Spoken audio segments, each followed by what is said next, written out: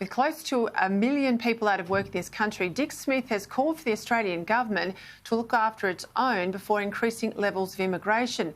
The entrepreneur is posting this ad in newspapers across the country from tomorrow to raise awareness. He joins me now from Sydney for tonight's Year in Review.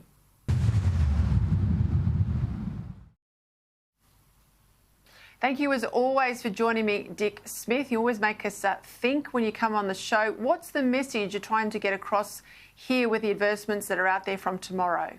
Well, there's already incredible pressure from the billionaires on the Prime Minister to get the immigration back and have lots of people coming in. I believe that's not what we need. We've got, as you mentioned, 1 million people out of work. We have borders for self-interest, so we should be thinking of Australians. Well, we certainly used our borders effectively at the start of the year to basically quarantine the country. There's no point being an island with all of its negatives, or we can't use it in times of pandemics in a positive way. You say it's impossible to have endless growth in a finite world. One day we'll have to stop increasing our population. Why don't we look into it now? That's what you say. We know poll after poll, whether they're Liberal, National Party, Labor or indeed Greens voters, they want a debate. They want us to think sensibly about the size of Australia's population and the immigration rate. They're not anti-immigration, but they're saying, let's just have a sober national debate. Why aren't we doing that? Well, it's interesting, and one of it's basically the drive from the billionaires who want endless growth. The greed is unlimited. You've got billionaires who are worth 10 billion, they want 20 billion. So they put incredible pressure on the Prime Minister. Get the immigration back again, we've got to have the growth.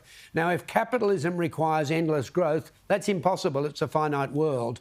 And the rate we were going before the COVID, we had about 1.3% growth per year, which would take us to 100 million people at the end of this century when our grandkids will still be alive. Now, not many people believe in an arid country like Australia that 100 million is sensible. What we need is a proper plan. We need open discussion. We need our Prime Minister to show some leadership. You've been talking about this for some time. I just mentioned those polls that are overwhelmingly people supporting what you're having to say. Do you think there'll be a time where government of whatever stripe listens to where the people are at? You'd think so. I can't understand that the Labor Party doesn't bring it up. One of the reasons the Labor Party got in New Zealand is because they talked about reducing immigration. And that one of the parties should do something here and say, you can't have this unlimited growth with 1 million people out of work. We have borders for self-interest, so we're going to protect Australians. The political party Sustainable Australia has welcomed the news from a report from the Minister for Population, Alan Tudge, that 1.1 million fewer people will make up Australia's population in 10 years' time. But this is because of the COVID-driven fall in immigration, of course. It's by mistake, not by design. How would we go about moderating Australia's rate of immigration growth? Well, what we'd have to do is see, we haven't really had a plan, and in years, the last few years, we've had something like 240,000 immigrants per year, which is utterly ridiculous. The long-term average under John Howard was about 75,000 a year. So we need a plan, and we need to go back, once the borders all open again, we need to go back to about 75,000 a year. That will level out our population about 30 million or slightly under 30 million. That sounds like a pretty good number for me. The more and more people you have, the more people you're going to have jobs, because with automation and robotics, there are less jobs available. Simple as that. I was going to ask you about this, so you've just mentioned it now. Robotics and automation. We often throw around these terms as being absolutely a good thing. We talk about innovation. We saw in previous elections, Malcolm Turnbull didn't do well with an innovation tag because people on the tools or people in communities where jobs are scarce saw innovation as a negative. Jobs are going offshore or jobs being replaced. We talk about AI and we talk about robotics. How much do you think government is understanding the revolution that they will have on the shop floor, particularly in lower skilled and unskilled jobs? And what's their answer to replace those jobs?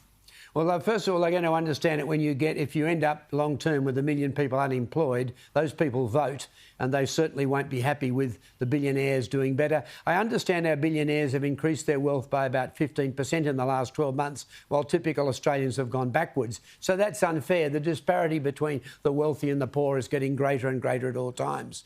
What can we do about it? Well, first of all, one day we'll probably have to have a shorter working week. That's what's happened over the last century when we've got automation in factories. The actual working time is reduced. We'll have to look at that again. Maybe go down to a 30-hour week, 4 days instead of 5, that type of thing. Yeah, and that all sounds attractive, but, a longer weekend, sure, but, it'll affect the tax base. How do you get businesses to pay workers the same rate or more if they're not working as much, if the productivity goes down, if the cost of the items is still the same but the work involved to make them is less? I mean, how does it all add up? Yeah. Well, the productivity should go up. If you're using automation and robotics, the productivity per person should go up. That's the whole reason that we're working now average of under 40 hours a week, because of incredible productivity from automation. So the same thing will happen. But the other thing is the wealthy can pay a bit more tax. I can tell you, the wealthy will tell you they can't. Of course they can. If you're a billionaire, that's a disgusting amount of money when we have so many Australians who are out of work. We should start to level up and be fair. That's what we're supposed to be about, mateship in Australia. Right, a lot of bad news in 2020. What's been a positive this year for you? Well, the positive is that I've been able to get out into the bush a lot more, and I love that type of thing. But I think we're into very unusual times. Never before in the history of the world has interest rates been so low. And so that's something a lot of my friends are saying there's going to be a huge economic crash. I hope that's not going to happen, because that will hurt the poorer people more than the wealthy. Are you concerned by the balance sheet at state level and federal level, the high debt and deficits? I'm incredibly concerned, but of course the people who believe in modern monetary theory believe that governments just can keep borrowing and never has to be paid back. Now that sounds utterly ridiculous. If something seems too good to be true, it normally is. And so I think we could be getting ourselves into great problems. It doesn't seem to have happened yet. Things seem to be okay, but it just doesn't seem logical that governments can rack up this incredible debt and in effect no one ever has to pay it back. What are some of your hopes for next year, for 2021? Well, hopes are that I'm concerned. I'd like to see an evening up of the wealth divide. That doesn't seem to be happening. I'd like to see people who are out of work be able to get a job. When I left school in the 1960s, there were 2 or 3 jobs for every applicant, in effect. And that's quite different now. I would be really concerned. Each generation should be better than the previous generation. We should be better off. Now, we have this temporary problem with COVID. We're going to get over that. But certainly with robotics and automation, as we've discussed, there are going to be less work around. We really have to talk about less working hours and sharing the wealth a little bit better. What would be wrong with that? You don't really need to be a billionaire. I just hope we can maintain our standard of living, and that's what worries me. Dick Smith, thank you for your time. Thanks, Peter. Great to talk to you. Have a terrific Christmas, Dick. And the same with you. Good on you. Thank you.